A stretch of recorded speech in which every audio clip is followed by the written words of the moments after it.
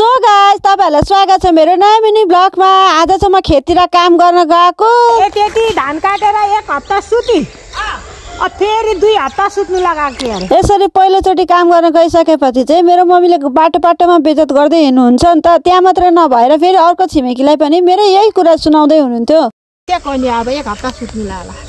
अस्ति मैले मुठा बोक्दाखेरि चाहिँ एक हप्ता थला परेको थियो नि त। त्यही भएर मम्मीले चाहिँ त बिरामी भइहाल्छस् भनेर भन्दै हुन्थ्यो। अनि मैले चाहिँ यो धान काटेर छोडै थिएँ। त्यसपछि आज एक हप्तापछि हेर्दाखेरि मम्मी छक्कै परिराख्नु भएको छ नि त। के भन्छ गाडी बनाउने ठाउँ। अब चाहिँ मैले यहाँनिर काट्नलाई चाहिँ धमाधम सुरु गर्न थालेँ भने मम्मी चाहिँ तल्लो गरातिर काट्न थाल्नु भयो नि त। अनि मैले चाहिँ काट्दा यति धेरै भइसकेको थियो। हेर्दा जति थोरै थियो काट्दा एकदमै समय लागिरहेको थियो नि त। एउटा छिमेकी आन्टीले पनि एकछिन थोरै सगाइदिइराख्नु भएको थियो 10-15 मिनट जति। अनि मम्मीको गरा चाहिँ हेर्नु सक्नुहुन्छ सबै सुतेको थियो क्या धान चाहिँ। अनि अप्ठ्यारो तरिकाले काट्दै हुन्थ्यो नि त। अनि मैले चाहिँ आधी फेरि त्यहाँ पनि काट्न सघाएर चाहिँ मेरो हातमा ठेला उठ्यो भनेर त्यहाँबाट लाग्यो के पनि स्टप।